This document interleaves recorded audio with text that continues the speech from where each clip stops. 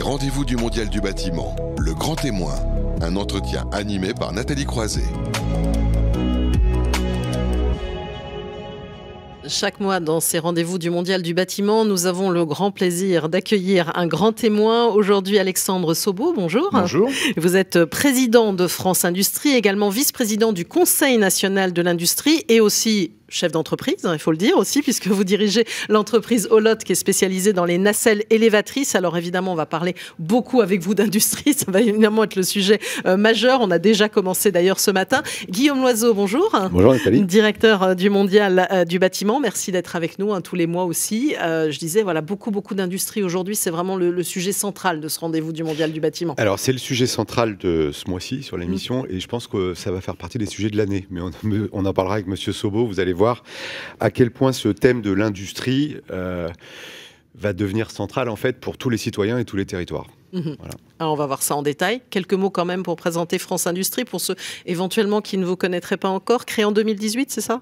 France Industrie, oui, c'est la voie unifiée de l'industrie qui rassemble à la fois toutes nos grandes entreprises qui s'étaient réunies dans le cercle de l'industrie et toutes nos fédérations industrielles qui étaient dans le groupement des fédérations industrielles. Depuis 2018, ces structures sont rassemblées et donc France Industrie, c'est 80 adhérents et c'est surtout 99% de l'industrie française et à ce titre, interlocuteur privilégié de l'ensemble de notre écosystème sur tous les sujets industriels. Voilà, avec beaucoup de sujets transverses dont on va parler, évidemment l'emploi, la compétitivité, la transition écologique, l'innovation, le numérique, les sujets déjà qu'on balaye ici largement. Alors vous venez de présenter, c'était hier lors d'une conférence de presse, les enjeux justement et les priorités de l'industrie française, notamment pour les candidats aussi à la présidentielle. Qu'est-ce qu'il en est selon vous ?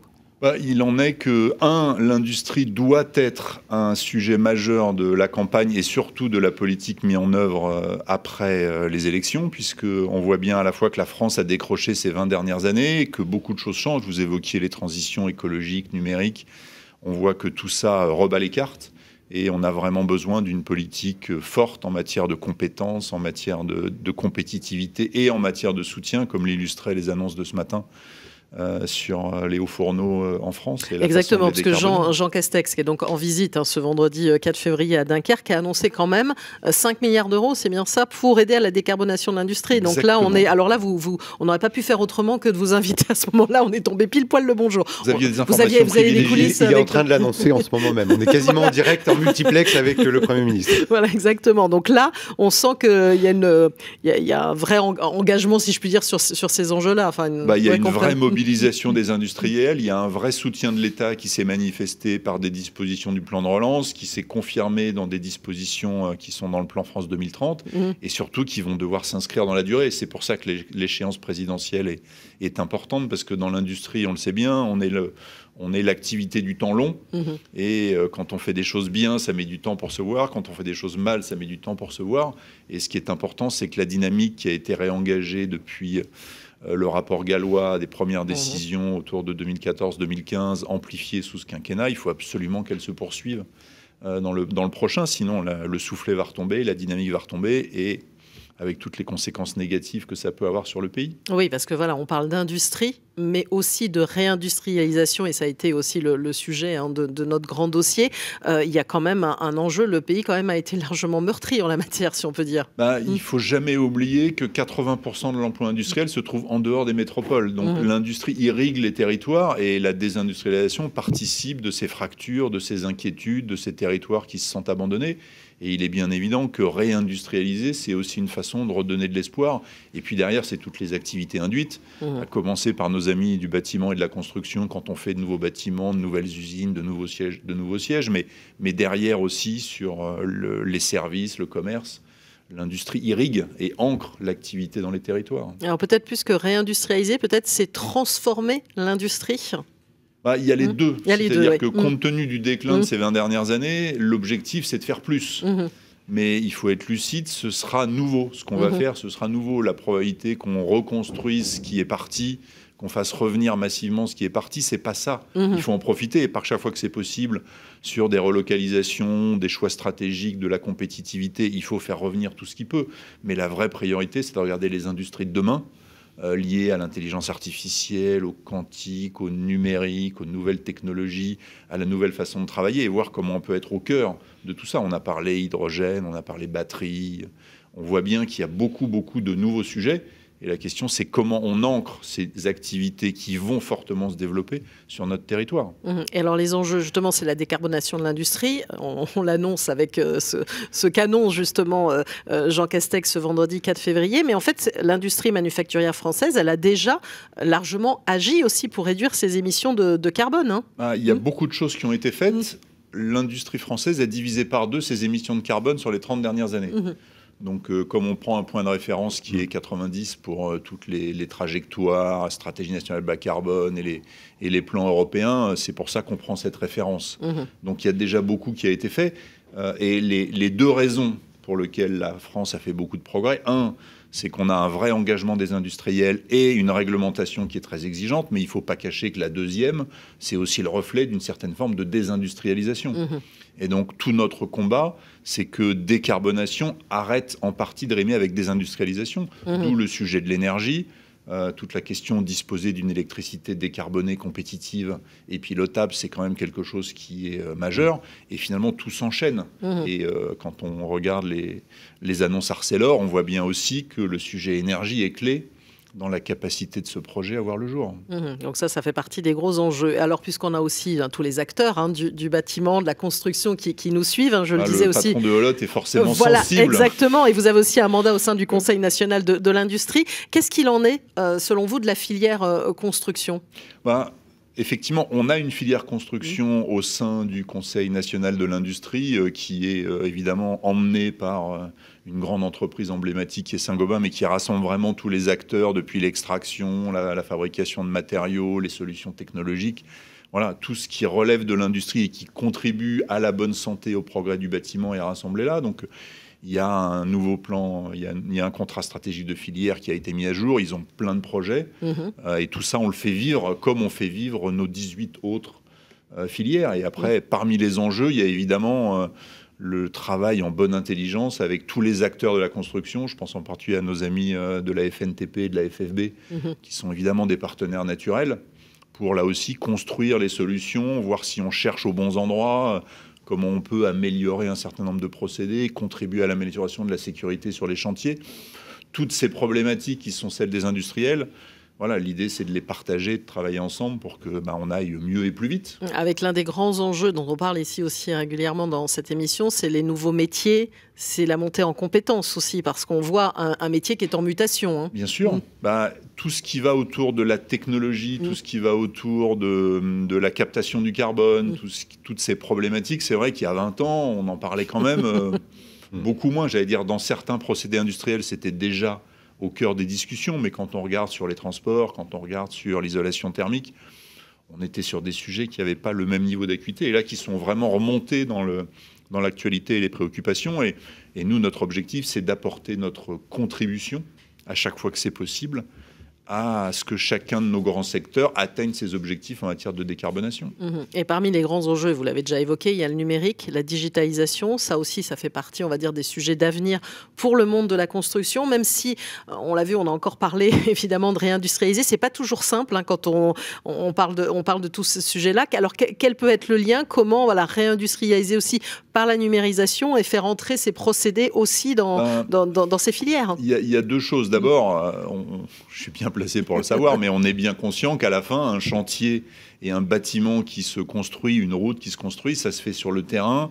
C'est un cas unique puisque chaque bâtiment est spécifique, chaque territoire et chaque terrain a ses spécificités, chaque tunnel traverse un endroit particulier. Donc, évidemment, on ne peut pas automatiser, uniformiser, tout standardiser, mais il faut, avec nos amis et les acteurs de la construction, qu'on puisse se poser la question à chaque fois de ce qu'on peut faire de mieux, de ce qu'on peut faire ensemble.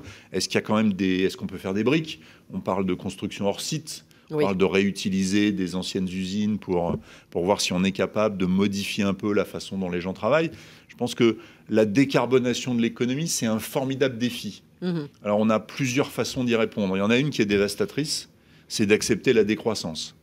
Parce que ça a des conséquences économiques et sociales. Je pense que nos concitoyens n'y sont pas prêts. Et je pense que dans le monde, personne n'y est prêt. Et on a une deuxième voie, c'est celle de faire appel au génie humain, à la technologie, aux innovations. Et on voit bien, quand on regarde ces questions, qu'il faut regarder à toutes les étapes des projets. Il ne faut pas juste se dire, je vais mettre des matériaux isolants. Oui, il faut qu'ils soient plus isolants, il faut qu'ils soient moins chers, il faut qu'ils aient un contenu carbone qui soit plus faible. On parle beaucoup des sujets liés au bois. Par exemple, voilà, moi j'ai retenu de mes cours sur ce sujet que le meilleur isolant qui existe, c'est l'air. Il ne faut jamais l'oublier. C'est toujours vrai. Et je crois que c'est toujours vrai. Hein.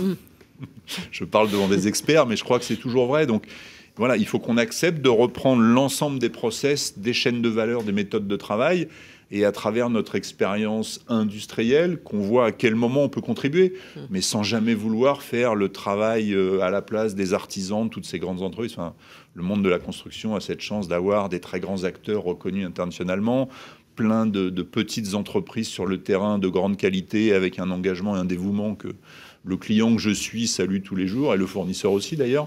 Mais voilà, à un moment, il faut qu'on accepte de se reposer la question, comment on est organisé, où est-ce qu'on peut faire évoluer des choses, comment on peut faire mieux, et puis il faut se poser la question du moins cher. Parce que l'air de rien, quand on regarde les sommes en jeu, le coût de l'isolation de nos bâtiments, travailler ensemble pour essayer d'avoir le même résultat avec moins, c'est pas détruire de la valeur, c'est juste pouvoir, avec une somme donnée, isoler plus de choses. Donc finalement, améliorer notre trajectoire collective de décarbonation pour un effort qui sera réduit. Il faut qu'on travaille tous ensemble là-dessus. En tout cas, c'est évidemment une des volontés de la filière, ça j'en suis convaincu. Mais encore avec de la pédagogie, parce qu'ici aussi on a beaucoup traité de la question du coût, parfois qui peut être un coût plus important au moment de la fabrication, mais il y a le fameux retour sur investissement qui n'est pas encore toujours facile à faire comprendre pour certains, mais quand on voit la facture énergétique qui ne cesse d'augmenter, et vous l'avez évoqué, il y a une vraie problématique derrière. La crise énergétique a sans doute aidé certains acteurs à prendre conscience de ces sujets. Maintenant, quand on regarde l'isolation d'un bâtiment, on a plein de problématiques qu'il ne faut pas occulter. Il y en a une, c'est l'isolation des bâtiments. Elle est beaucoup plus simple et beaucoup plus efficace quand on peut la faire à l'extérieur. Mais ça change le look du bâtiment. Donc vous avez déjà dans toutes les grandes villes qui ont des façades, des alignements, etc. C'est pas possible. Moi, j'ai regardé des bâtiments isolés par l'extérieur. C'est pas toujours inoubliable. Donc, Et parfois, les bâtiments de France tirent un peu la sonnette d'alarme en disant « Attendez, vous êtes en train de nous changer complètement le paysage. » Mais en même temps, quand on les isole et quand on les protège par l'intérieur, on a des effets de confort de vie, puisqu'on a une élasticité thermique qui se réduit. On a des sujets de surface, puisqu'on prend de la surface à vivre, puisque c'est de la surface intérieure. Donc, on parlait de coût.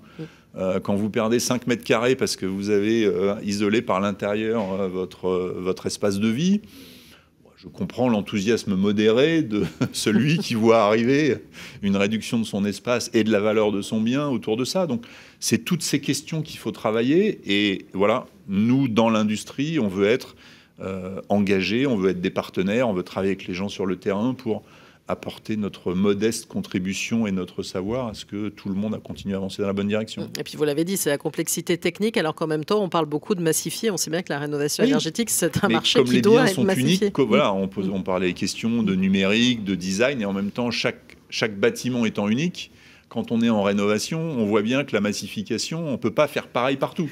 Donc il faut trouver les briques. En fait, ce qu'il faut travailler, je pense, c'est les objets et les briques qui vont pouvoir être dupliqués. D'où les sujets du hors-site, d'où les sujets du numérique. C'est d'identifier à chaque fois qu'on a un projet ou des projets, quels sont les morceaux qui seront suffisamment communs pour qu'on puisse allonger les séries, faire une plus grande répétitivité. Et puis ce qu'on arrive à faire dans des espaces avant le chantier, normalement, ça contribue à la réduction du risque sur le chantier, puisqu'on a des tâches plus simples, un peu réduites. Et on sait tous que là aussi, c'est des environnements qui sont compliqués. Pour en parler régulièrement à des responsables de sécurité sur des chantiers complexes, c'est des vrais jobs, c'est un vrai engagement, c'est des vrais savoir-faire, c'est un boulot de tous les instants. Donc là aussi, essayons de contribuer à ce que tout ça s'améliore. Alors évidemment, dans tout ça, il y a des démarches volontaires qu'on met souvent en avant. Il y a la réglementation, on ne peut pas dire autrement, qui fait bouger les lignes. Bon, parfois, la réglementation sur laquelle on se pose des questions. On a vu arriver la RE 2020 qui finalement a un peu écarté le principe du BEPOS. Donc là, on était un peu noyé. Bon, on attend la REP bâtiment. Votre point de vue sur cette réglementation ?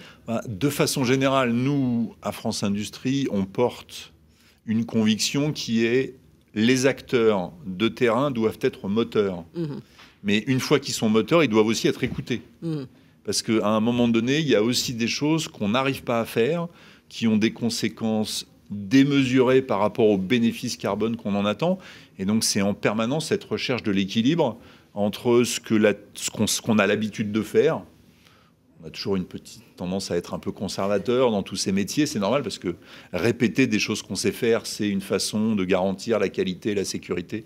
Donc, quand il faut changer, il faut le faire pour de bonnes raisons. Et en même temps, trouver le bon équilibre pour ne pas non plus aller chercher des choses qui sont tellement loin, tellement coûteuses, tellement inaccessibles technologiquement qu'on va se faire plaisir au moment où on la décide.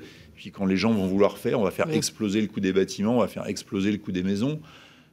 Voilà, se travailler, se loger, se couvrir, c'est des besoins fondamentaux, c'est des libertés fondamentales. On parle tous les jours des centaines de milliers de mal logés ou de non logés. La meilleure façon de répondre à cette... Il y a encore un rapport qui a dit qu'il y avait beaucoup de choses à faire en la matière. La meilleure façon de répondre à cette problématique, c'est pas de faire exploser le coût du logement. Donc comment on trouve le compromis, comment on avance au rythme de la technologie, c'est-à-dire voilà, il faut qu'on ait un aiguillon. Et de ce point de vue-là, travailler sur des réglementations, se donner des ambitions, c'est bien. Mais à un moment, il faut quand même que l'ambition soit raisonnable et que la vitesse soit accessible. Sinon, les gens, ils posent le crayon. Quand vous savez sauter 1 mètre en hauteur, si on vous dit qu'il faut passer 1,10 m, vous allez vous entraîner et vous dire j'ai une chance d'y arriver. Si on veut mettre une barre à 2,15 m comme le champion du monde, vous savez que de toute façon, vous n'y arriverez pas et vous allez vous asseoir sur le tapis en attendant que la demande devienne raisonnable. C'est autour de toutes ces problématiques qu'il faut trouver le bon équilibre. Et ça passe par un vrai travail commun entre les acteurs économiques au sens large pour les sujets dont on parle du monde de la construction et les autorités gouvernementales et européennes. Alors il y a évidemment ce travail commun, puis il y a aussi, on le sait bien, ces sujets, en particulier les enjeux de transition écologique qui sont transverses. Donc la clé aussi de la réussite, c'est de travailler tous ensemble. C'est que chacun, encore une fois qu'on a vu le process dans son ensemble, chacun se pose la question où est-ce qu'il peut apporter sa contribution. Il y a des sujets sur le contenu carbone, il y a le sujet sur l'efficacité, mais il y a aussi plein de sujets sur la pose, sur la construction, sur les matériaux utilisés, Voilà, je ne suis pas évidemment le plus grand expert de la meilleure façon de construire un bâtiment, je suis plutôt un client dans ce domaine, mais c'est des projets complexes. Il y a des gens qui sont très compétents. Il faut absolument travailler avec eux pour se poser la question à toutes les étapes de la chaîne et être sûr qu'il n'y a pas un endroit où on peut gagner finalement pas mal pour un coût ou une modification des comportements ou des pratiques qui est raisonnable, plutôt d'aller s'acharner sur un sujet, une barrière technologique lointaine, des produits hyper coûteux ou des technos qu'on ne maîtrise pas ou qui sont faits à l'étranger. Parce qu'après, on a aussi plein de sujets de souveraineté. Voilà, on en a parlé sur d'autres sujets comme la voiture. D'ailleurs, il y a un vrai engagement qui a été pris, mais si on remplace des moteurs thermiques faits en France et en Europe par des batteries faites en Chine, on aura peut-être décarboné quelque chose, mais on aura surtout affaibli l'industrie française et européenne. Donc, en permanence, il faut trouver l'équilibre et la bonne vitesse pour que décarbonation ne rime pas avec désindustrialisation ou destruction de valeur dans de nombreux secteurs. C'est pour ça que l'Europe mise aussi sur des gigafactories de batteries automobiles. Donc, sur le sujet automobile, le point de la batterie a été pris, mais voilà, quand on fait la photo, on sait que les Chinois sont partis avant nous, ils ont de l'avance, et là on est en train de pédaler vite et fort pour essayer de les rattraper. Il ne faut pas connaître le coût des panneaux solaires, finalement, c'est aussi ça la problématique. Guillaume Loiseau. Beaucoup de choses à dire. Sur le dernier point de la décarbonation, il y a quelque chose qui relève peut-être du bon sens que nos auditeurs comprendront bien, c'est que ça n'a pas de sens de décarboner sur un point A sur le globe pour carboner sur un point B à des dizaines de milliers de kilomètres, tout simplement. Donc, je veux dire, le sujet du carbone n'a pas de frontières. C'est pas des petits réservoirs qui communiquent pas entre eux, c'est un grand réservoir en fait unique et c'est probablement malheureusement ce qu'il y a de plus partagé sur toute la planète. Notre atmosphère est un bien commun. Exactement. Voilà, ça devrait le mettre nuage tout le monde ne s'arrête pas à l'entrée de la frontière. Ça devrait mettre tout le monde d'accord et c'est pas tout à fait le cas. Donc il faut être très très pragmatique et aussi pas raconter n'importe quoi aux gens, d'où l'intérêt justement d'inviter des acteurs qui sont au cœur de ces sujets et qui peuvent en parler d'abord avec une grande légitimité et puis surtout une vision globale. Ce qui est intéressant dans votre propos et la démarche de France Industrie et celle des pouvoirs publics depuis quelque temps, c'est que, si je pourrais le résumer ainsi, c'est un peu l'industrie qui refait société, quelque part. On a tous en tête, alors le monde est fait d'images qui sont parfois exagérées, qui résument et qui ne représentent pas la réalité. Néanmoins, le monde fonctionne avec des images. Ce qui colle un peu à la peau du mot industrie dans le passé, les 30 dernières années, pour beaucoup de gens, c'est quelque chose dont on parle qui détruit souvent des emplois, parfois pour les délocaliser tout simplement, et surtout qui pollue. Voilà. Et donc, on est en train de se rendre compte, et c'est tout le propos de M. Sobo ce matin, et de l'ensemble des acteurs que vous représentez, c'est qu'on va passer d'une industrie qui était un peu périphérique, voire un peu gênant quand on parlait des mauvaises choses, et certaines fois on faisait tout pour ne pas en parler ou pas le montrer, à quelque chose qui va être au centre. Et on ne peut que conseiller aux candidats de le mettre au centre, mais je pense qu'ils ne vont pas trop avoir le choix. Pourquoi pas trop avoir le choix de faire avec ce sujet de l'industrie, puisque il coche, comme on dit, toutes les cases des grands enjeux sociétaux. L'emploi, on ne peut pas faire sans l'industrie et des projets d'investissement de réindustrialisation. La décarbonation de la société, ça ne se fera pas sans l'industrie et de façon spécifique le secteur du bâtiment et de la construction. Et puis, c'est un formidable outil en fait d'animation qui génère du positif dans les territoires. On disait que ce n'est pas un sujet parisien, lyonnais ou autre, c'est dans les territoires ruraux. Et quand on a une vraie vision industrielle dans l'aménagement d'un territoire, dans le développement d'un territoire, c'est un élément, c'est pas le seul, mais qui fait du bien aux gens et qui fait de la cohésion sociétale en local. Voilà. Et je crois qu'on en a jamais assez, voire énormément besoin. Donc c'est pour ça que moi je me réjouis pour travailler aux côtés de ces acteurs industriels, alors de façon spécifique sur les métiers du bâtiment et de la construction. Mais j'ai, comme vous, cette culture industrielle qui m'intéresse beaucoup. Voilà, je pense le mot va rester industrie, mais il désignera bien d'autres choses dans les années à venir, et on en parlera très différemment. On aura l'impression en fait qu'on ne parle pas de la même chose, et c'est bien ça le plus important. Et c'est une bonne chose. Donc c'est pour ça qu'on a choisi de faire, je crois que c'est la première fois qu'on le fait, d'avoir comme thématique centrale, comme fil conducteur de cette matinale, le mot industrie, alors qu'on peut décliner en disant on réindustrialise, etc. Mais en fait, en tout cas, de mettre en avant tous ces acteurs qui sont au centre. Oui, on aura d'ailleurs un gros projet Microville 112 qui est l'idée de faire plusieurs microvilles et villes durables. Et l'enjeu de l'industrie, il est directement lié. On en parlera tout à l'heure. Mais je vais évidemment repasser la parole à Alexandre Sobo pour commenter ce qu'a dit Guillaume Loiseau et l'idée que l'industrie, les candidats ne pouvaient pas passer à côté. D'ailleurs, vous faites des propositions de prolonger au-delà de 2022 les dispositifs de France Relance, puisque là, ça doit se terminer notamment à l'été, normalement, et en concourant à la décarbonation de l'industrie. Visiblement, Jean Castex vous a entendu ce matin, de sanctuariser le crédit d'impôt recherche et de créer un grand ministère de l'industrie de plein exercice qui regrouperait industrie, énergie et recherche technologique. Exactement. Encore une fois, là aussi, on a bien vu dans cette période récente la valeur qu'on avait à travailler en bonne intelligence avec un ministre, en l'occurrence une ministre de l'Industrie, engagée, à l'écoute, avec qui on fait avancer les choses. Ce qu'on a pu regretter, c'est finalement qu'un certain nombre de sujets clés pour la réussite de l'industrie étaient ailleurs, avec un niveau d'écoute, de priorité qui n'était pas forcément le même et qui a fragilisé sur certains sujets notre capacité à avancer. Et en particulier l'énergie, décarboner l'industrie, c'est beaucoup l'électrifier. C'est une électrification directe ou indirecte des procédés. Que ce soit en faisant passer du courant quelque part, là où on faisait brûler du charbon, du gaz ou du pétrole, ou que ce soit en amenant de l'hydrogène parce qu'on a besoin quand même d'un carburant, et que ce carburant, quand c'est de l'hydrogène, il émet plus de CO2.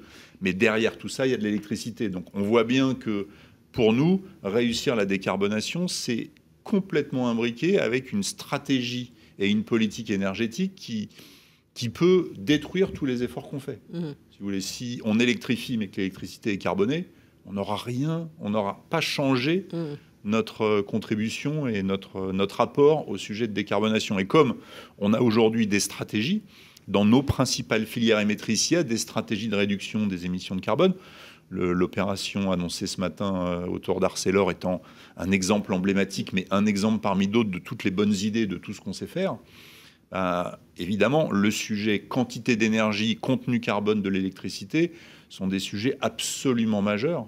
Et il nous semble que regrouper tout ça dans un grand ministère, et comme on l'a évoqué, tous les sujets innovation techno, innovation de rupture, on fait écho à France 2030 et à ce qui se poursuivra au lendemain de 2022, tous ces sujets sont étroitement liés. Et regrouper tout ça sous une autorité unique de quelqu'un avec qui on travaille aussi bien que ce qu'on fait maintenant, c'est forcément un gage d'efficacité et de meilleures chances d'atteindre les résultats.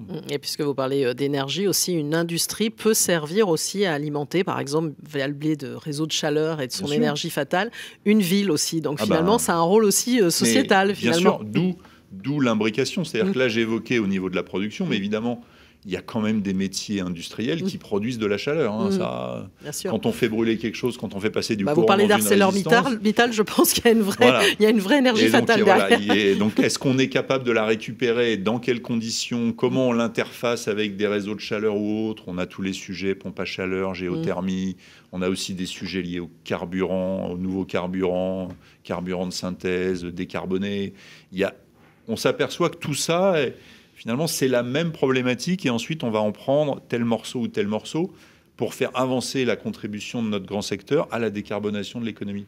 Et donc, le message qu'on passe, c'est si vous mettez tous ces grands secteurs sous une responsabilité unique avec un rang protocolaire le plus élevé possible, on augmente nos chances d'y arriver vite et bien. En tout cas, merci beaucoup à vous, Alexandre Sobo, donc président de France Industrie. On voit bien à quel point le sujet était central et rejoint aussi finalement tout ce dont on parle ici dans le monde du bâtiment et de la construction. Vous voulez juste ajouter un mot, Guillaume Loiseau, en conclusion ? Non, en conclusion, je trouve que c'est très bien qu'on parle d'industrie dans le secteur du bâtiment et de la construction. Pourquoi ? Parce que l'industrie, en fait, son ADN culturel, c'est le culte du prix, qualité, délai. Et des process et de la vision globale. Et ça fera forcément du bien à l'ensemble de la filière bâtiment-construction. Voilà ce que je voulais dire en construction. Merci beaucoup à vous, Guillaume Loiseau. Merci encore, Alexandre Sobo. On va marquer une courte pause et on va zoomer sur la rénovation énergétique dans les territoires, parce qu'on parlait de rénovation justement. On va aller dans un instant dans le 19e à Paris.